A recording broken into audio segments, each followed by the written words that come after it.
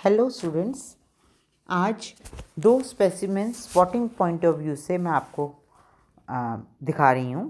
पहला स्पॉट है ये आप देखिए डायग्राम, गेहूं का काला कीट रोग। इसे हम इंग्लिश में कहेंगे ब्लैक रस्ट ऑफ व्हीट या black stem rust of wheat. गेहूं के पौधे पे जो है, गेहूं की पत्तियों पे जो है ये काला कीट रोग। आप इस फर्स्ट डायग्राम आप देखिए, ये गेहूं की पत्ती है, इस पे आपको ये गहरे काले रंग के स्पॉट नज़र आ रहे हैं, इन्हें हम कहते हैं पॉस्ट्यूल्स।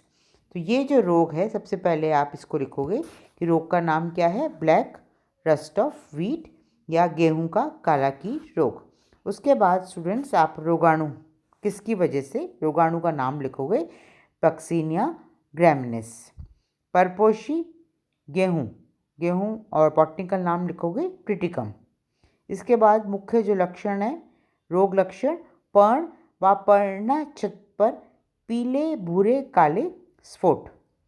इसके बाद लिखोगे, जैसे आप पहले लिख दिया है, पर्ण तथा पर्णछद पर पीले चकत्ते या धारियां दिखाई देती हैं, और ये किस वजह से होती हैं, यूरो बीजाणु के संक्रमण से ये धारियां जो हैं, ये पॉस्ट्यूल्स जो हैं, इनका निर्माण होता है। सेकंड कैरेक्टर आप लिखोगे, यूरो बीजाणुधानी पर्ण पर लंबी धारियां निर्मित करती हैं जो आपस में मिलकर एक बड़ा स्फोट। आप सेकंड डायग्राम देख रहे हो, सेकंड और थर्ड डायग्राम। तो ये जो है बड़ा स्फोट बन गया है, ये बाहरी त्वचा के फटने पर पर्ण के ऊपर दिखाई देने लगता है। कुछ समय पश्चात पादप पर काले टेट्रोबीजाणु का निर्माण हो जाता है। टेट्रोबीजाणु के संक्रमण की तीव्रता में ये भी स्फोट निर्मित करते हैं जो पादप की बाहरी सतह पर दिखाई देते हैं।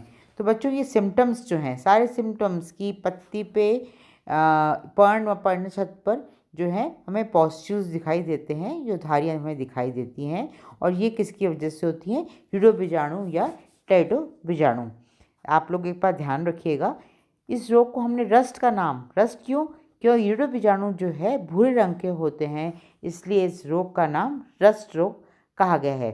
क्योंकि टेट्रोबीजाणु काले रंग के होते हैं, हमने इसे नाम दिया है ब्लैक स्टेम रस्ट। तो ये जो आपको अभी मैंने कैरेक्टर्स बताए, ये 2 या 3 कैरेक्टर्स आप लिखोगे, क्योंकि स्पॉटिंग जो है आपके, बार बार आपको बता रही हूँ, हर एक स्पॉटिंग 2 नंबर की होती है। तो 5 स्पॉट रखे जाएंगे और हर एक स्पॉट 2 नंबर का होगा, टोटल 10 मार्क्स की स्पॉटिंग होती है। तो आप ये डायग्राम बनाओगे और रोगाणु लिखोगे, परपोषी लिखोगे, रोग के लक्षण लिखोगे, और लास्ट में 1 या 2 पॉइंट्स जो हैं उपचार, जैसे सस्यावर्तन, रोगी पौधों को उखाड़ कर फेंक देना, और केमिकल्स का ट्रीटमेंट, जैसे यहाँ लिखा है डाइथेन M15 फंगिसाइड जो है ये इम्पॉर्टेंट है, और जो है रोटेशन ऑफ क्रॉप्स जो है ये भी एक इम्पॉर्टेंट जो है कंट्रोल मेजर्स है। आप प्लेन शीट पे जो है, वाइट शीट, इस पे डायग्राम बनाओगे और उसके राइट हैंड साइड टॉप पे जो है क्लासिफिकेशन लिखोगे। या तो लाइन वाले पेपर पे कैरेक्टर्स लिखने के बाद नीचे लिखोगे, लेकिन बेटर होगा कि हर एक डायग्राम जहाँ पर बनाओगे, डायग्राम बनाने के बाद उसके ऊपर, डायग्राम जहाँ बनाओगे उसके ऊपर top right hand side corner पे आप वर्गीकरण लिखोगे। तो ये जो गेहूं पर जो काला कीट रोग है, ये पक्सीनिया ग्रैमिनिस द्वारा होता है, और पक्सीनिया ग्रैमिनिस की जो क्लासिफिकेशन है वो है माइकोटा, यूमाइकोटा, बेसिडियोमाइकोटिना, टीलियोमाइसिटिस, यूरिडिनेल्स ऑर्डर है ये, पक्सीनेसी फैमिली है, और पक्सीनिया जो है जीनस है। तो इस तरीके से आप जो भी रोग दिया गया है उसे 3 या 4 पॉइंट्स में कवर करोगे और डायग्राम बनाओगे। इसके साथ ही बच्चों, इम्पॉर्टेंट स्पेसिमेन जो आप सब ने देखा होगा, ये आपको मैं दिखा रही हूँ।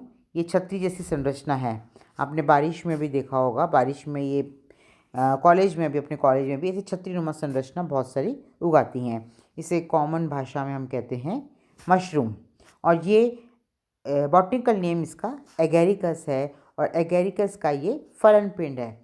आपको थ्योरी में पढ़ाऊंगी कि ये तो इसका फलन पिंड है, और जो कवक जाल है वो भूमि के नीचे है। तो अभी आप ये स्पॉटिंग पॉइंट ऑफ व्यू से ये छतरीनुमा स्ट्रक्चर देखिए, इसमें ऊपर देखिए जो ऊपर जो छतरी जो है इसे कहते हैं पाइलस। पाइलस के नीचे जो धारियाँ दिखाई गई हैं, आप इसमें गिल्स हैं, और ये ऊपर जो संरचना दिखाई दी गई जो ढकी हुई संरचना, इसे वेलम कहते हैं। और नीचे जो छतरीनुमा स्ट्रक्चर, जो छतरी की डंडी होती है ना, उसे कहते हैं स्टाइप। तो पाइलियस, वेलम, गिल्स और स्टाइप, इसको लेबल करोगे। ये स्पॉटिंग ये जो स्पेसिमेन है अपने लैब में है। और इसमें जो आप लिखोगे, ये जो लिखा हुआ है यहाँ पे कि ये एगेरिकस का बेसिडियोकार्प है। इस संरचना में व्रण तथा छत्रक पाए जाते हैं। बेसिडियोकार्प की वृद्धि के दौरान वेलम फटकर व्रण के ऊपर वलय के रूप में उपस्थित रहता है। छत्रक की ऊपरी भाग पाइलस कहलाता है तथा भूरे रंग का वह कड़ा होता है। छत्रक की आधारित सतह पर गिल अरिय रूप से उपस्थित रहते हैं। तो बच्चों, स्पॉटिंग में आपको 2 या 3 पॉइंट्स मेन लिखने हैं, डायग्राम बनाना है, और साथ में ये जो क्लासिफिकेशन एगेरिकस की आप लोग लिखोगे कि जगत इसका हुआ माइकोटा, प्रभाग यूमाइकोटा, उपप्रभाग बेसिडियोमाइकोटिना, वर्ग होगा बेसिडियोमाइसिटिस, गण एगेरिकलिस और वंश जो होगा एगेरिकस। तो ये 2 स्पॉट्स आपको मैंने और बता दिए हैं। टोटल अभी तक मैंने 6 स्पॉट्स आपको करवाए हैं। एक चीज़ बच्चों आप लोग ध्यान रखिएगा कि आपको केवल वही स्पॉट्स हम लोग करा रहे हैं जो मटेरियल हमारी लैब में अवेलेबल है उसके, और जो आपको यहाँ पर कराएंगे वही आपको प्रैक्टिकल रिकॉर्ड में ड्रॉ करना है। वरना सिलेबस में तो बहुत कुछ है, प्रैक्टिकल सिलेबस में और बहुत सारी चीज़ें हैं, लेकिन हम जो कराते हैं, जो भी प्रैक्टिकल अपने लैब में जो अवेलेबल स्पेसिमेंस हैं या मटेरियल है, वही हम चीज़ जो है आपको प्रैक्टिकल रिकॉर्ड में कराते हैं। उससे बाहर से भी आप लोगों को कुछ पूछा नहीं जाता। तो प्रैक्टिकल रिकॉर्ड स्टूडेंट्स आप लोग तरीके से मेंटेन कर लीजिए, और आपसे ये रिक्वेस्ट है कि इस चैनल को आप सब्सक्राइब कीजिए ताकि आपको बराबर नोटिफिकेशंस मिल सकें। Thank you.